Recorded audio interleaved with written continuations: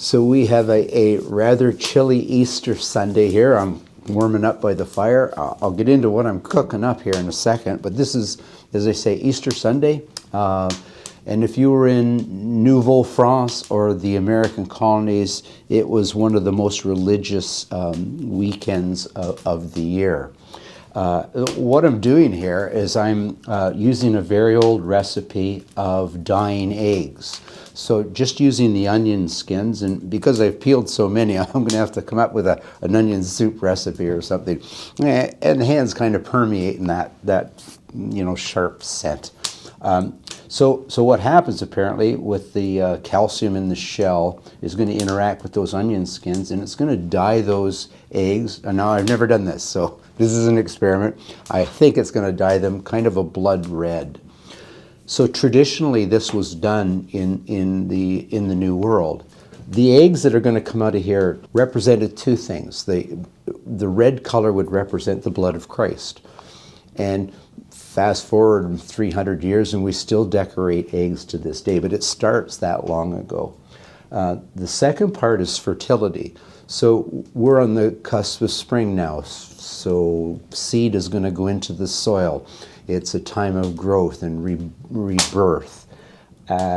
So depending on where you lived in the New World, if you were in France, then the French in Quebec and Acadia and the Great Lakes Basin strictly followed the Roman Catholic Church. If you were south of the border in the American colonies, you were primarily Protestant. They did have Catholics, and the Catholics did celebrate it, but you were predominantly Protestant. So an exception would be the Puritans, and I don't think the Puritans like to have fun at anything, so they didn't celebrate Easter. They felt it a man-made holiday. So Holy Week for the French was a really solemn time period. And on Good Friday, it was customary that they would have long, solemn prayers leading up to Easter Sunday. And also the bells would go silent that was the tradition. The bells would go silent on Friday. The myth or the story that they would tell children is that the bells all flew to Rome, and the bells wouldn't ring again until Easter Sunday. Also, the French are coming out of, all religions, Christian religions, they're coming out of Lent. So they've had 40 days of depriving themselves of meat and fats and sweets. And now Easter Sunday is going to be celebratory.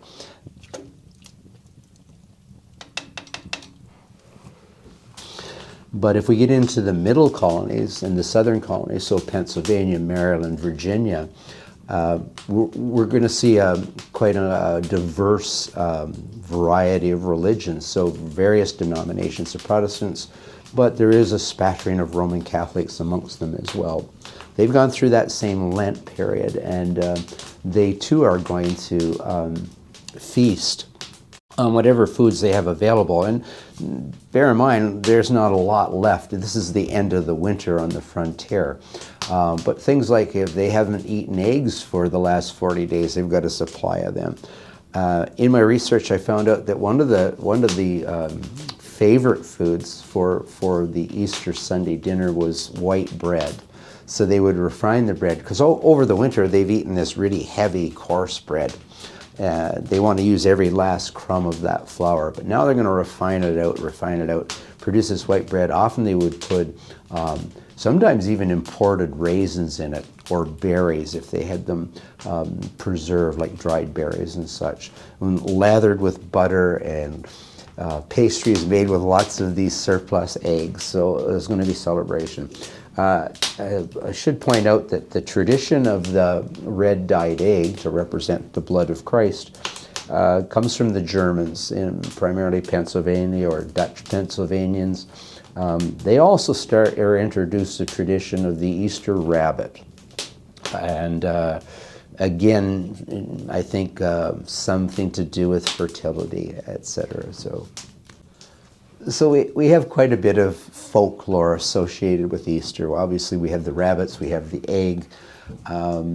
To go back to the flying bell briefly, parents would tell, in New France, would tell their children that the bells were going to fly to Rome on Good Friday, and that on Easter Sunday they were going to fly back, and the bell was going to drop treats and eggs. So Lent's over.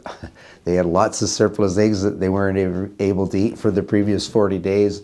The maple sugar's running so they could make candies for the kids and literally hide it. So I believe that's where that tradition starts. But one that I found really fascinating was that some people would observe the sun rising on Easter Sunday, and they would get up before the sun and they'd watch it, and they'd say that the sun danced, and it was to celebrate the resurrection of Christ. So I don't think this discussion can be complete without bringing in the Indigenous peoples into the conversation. So we have in New France, we have the Roman Catholics have converted, or the Jesuits have gone out into the hinterland and converted a lot of tribes. Some are going to actually, are celebrating Mass. Many have been baptized. But for the majority of them, they're going to sort of have a hodgepodge. Even if they come to believe in that doctrine, they're going to sort of meld it into their own spiritual and mythical religious beliefs. And even for those Indigenous peoples that didn't buy it at all, and there were many, primarily because when these Jesuits went into their communities, they brought smallpox and measles and whooping cough and diseases that they had no immunity, and they would see them dying off, and they would blame the black robes. So you're going to get a hodgepodge of different forms of celebration of that holiday, but it happens to coincide for Indigenous peoples with their own normal celebrations of spring. So rebirth, the snows are melting, the maple sugar is running, the animals are returning, the food's going to start to grow. So, and sometimes they just all mesh that into one big pot, like a pot of boiling eggs, and somehow they come out of it with their own traditions. The one thing I forgot to talk about is the fact that because people were so verdant in their belief in God, if you were in a remote location, you were voyageurs who had set out from Montreal because the ice had gone out early. If you were on your own frontier small cabin like I'm in, it was still celebrated. The meal might have been a little more modest. There was no priest. There was no ceremony other than your own private prayer. So that was done religiously on the frontier or in remote locations, and I think I've pretty much got a red egg. Now it could be, I think I'm going to let it go for a little bit longer, but it's getting pretty red now. And here's the fun part. So we've got a tradition, an egg that the Germans are going to bring over to this continent, I don't know, some 300 or more years ago. We're still celebrating it today with decorated eggs.